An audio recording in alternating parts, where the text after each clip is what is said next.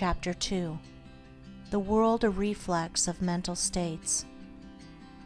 What you are, so is your world.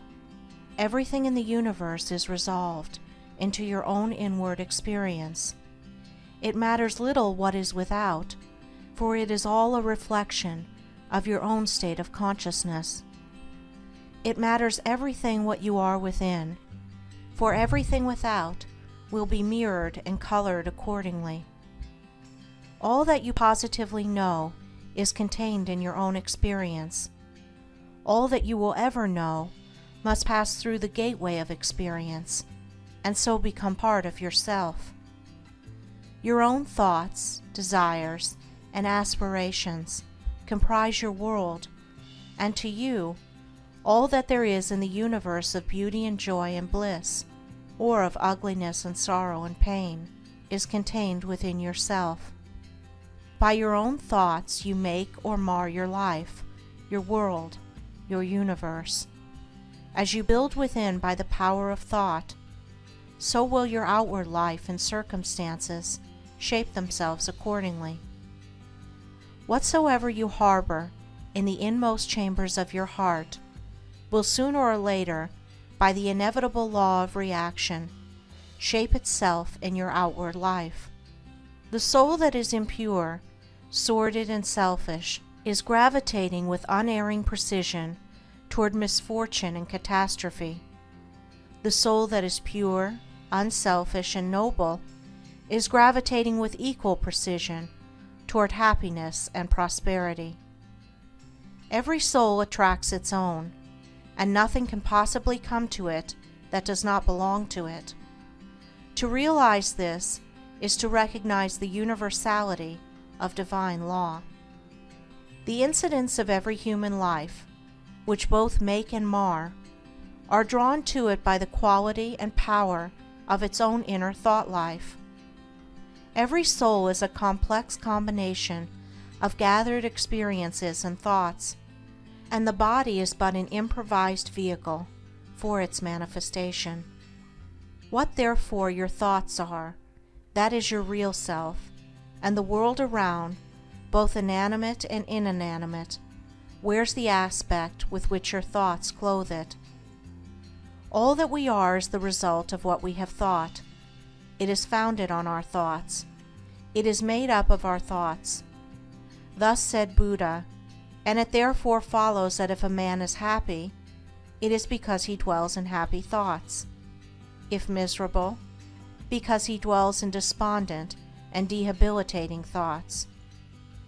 Whether one be fearful or fearless, foolish or wise, troubled or serene, within that soul lies the cause of its own state or states, and never without.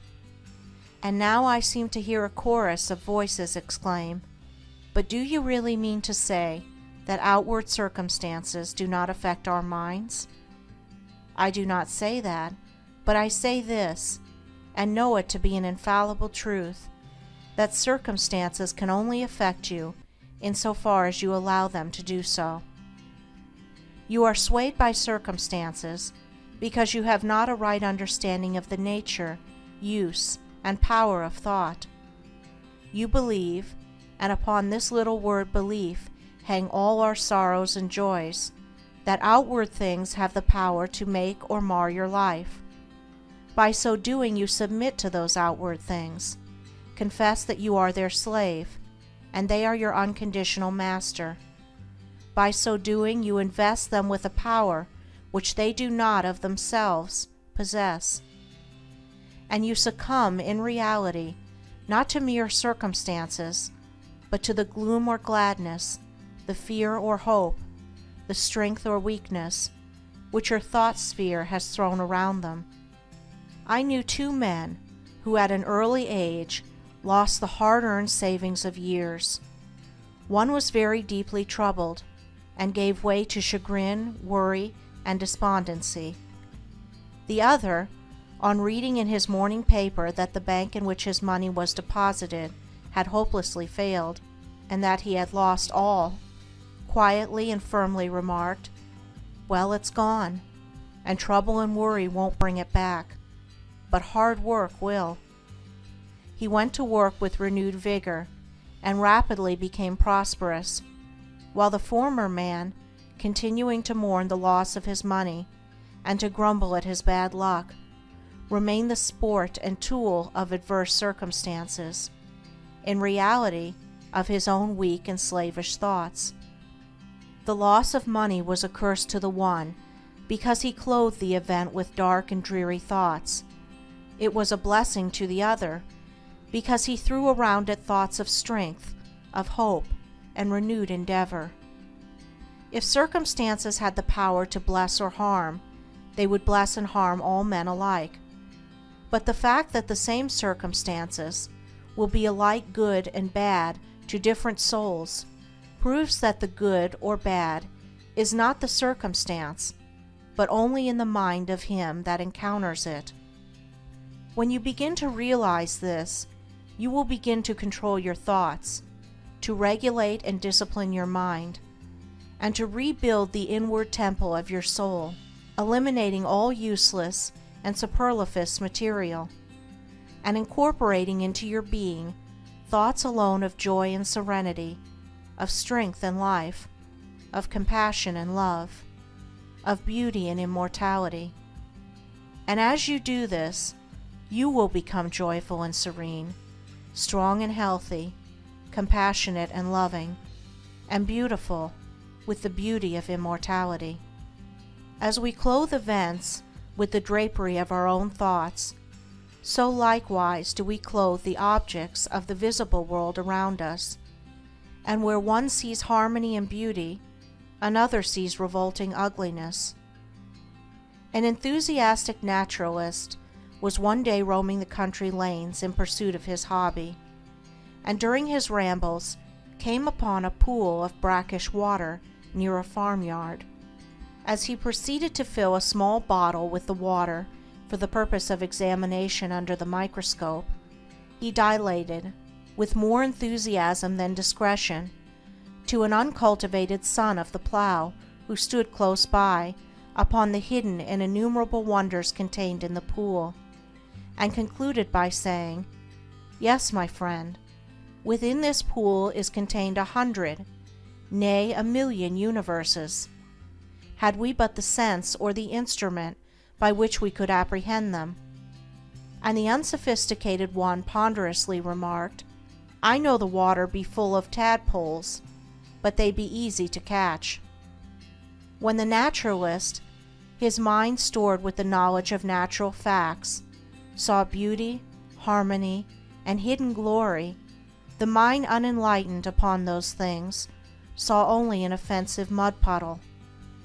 The wild flower, which the casual wayfarer thoughtlessly tramples upon, is, to the spiritual eye of the poet, an angelic messenger from the invisible. To many, the ocean is but a dreary expanse of water on which ships sail and are sometimes wrecked. To the soul of the musician it is a living thing, and he hears, in all its changing moods, divine harmonies. Where the ordinary mind sees disaster and confusion, the mind of the philosopher sees the most perfect sequence of cause and effect, and where the materialist sees nothing but endless death, the mystic sees pulsating and eternal life. And as we clothe both events and objects with our own thoughts, so likewise do we clothe the souls of others in the garments of our thoughts. The suspicious believe everybody to be suspicious. The liar feels secure in the thought that he is not so foolish as to believe that there is such a phenomenon as a strictly truthful person. The envious see envy in every soul. The miser thinks everybody is eager to get his money. He who has subordinated conscience in the making of his wealth sleeps with a revolver under his pillow, wrapped in the delusion that the world is full of conscienceless people who are eager to rob him. And the abandoned sensualist looks upon the saint as a hypocrite. On the other hand, those who dwell in loving thoughts see that all in which calls forth their love and sympathy, The trusting and honest are not troubled by suspicions. The good-natured and charitable, who rejoice at the good fortune of others, scarcely know what envy means. And he who has realized the divine within himself recognizes it in all beings, even in the beasts. And men and women are confirmed in their mental outlook because of the fact that by the law of cause and effect they attract to themselves that which they send forth, and so come in contact with people similar to themselves. The old adage, "Birds of a feather flock together," has a deeper significance than is generally attached to it. For in the thought world, as in the world of matter, each clings to its kind. Do you wish for kindness? Be kind. Do you ask for truth? Be true. What you give of yourself you find. Your world is a reflex of you. If you are one of those who are praying for and looking forward to a happier world beyond the grave, here is a message of gladness for you. You may enter into and realize that happy world now. It fills the whole universe, and it is within you, waiting for you to find, acknowledge, and possess, said one who knew the inner laws of being. When men shall go here or go there, go not after them. The kingdom of God is within you. What you have to do is believe this. Simply believe it, with a mind unshadowed by doubt, and then meditate upon it till you understand it. You will then begin to purify and to build your inner world, and as you proceed, passing from revelation to revelation, from realization to realization, you will discover the utter powerlessness of outward things beside the magic potency of a self-governed soul. If thou wouldest right the world, and banish all its evils and its woes, make its wild places bloom, and its drear deserts blossom as the rose, then right thyself. If thou wouldest turn the world from its long lone captivity in sin, restore all broken hearts, slay grief, and let sweet consolation in, turn thou thyself. If thou wouldest cure the world of its long sickness, end its grief and pain, bring in all healing joy, and give to the afflicted rest again, then cure thyself. If thou wouldest wake the world out of its dream of death and darkening strife, bring it to love and peace, and light and brightness of immortal life, wake thou thyself.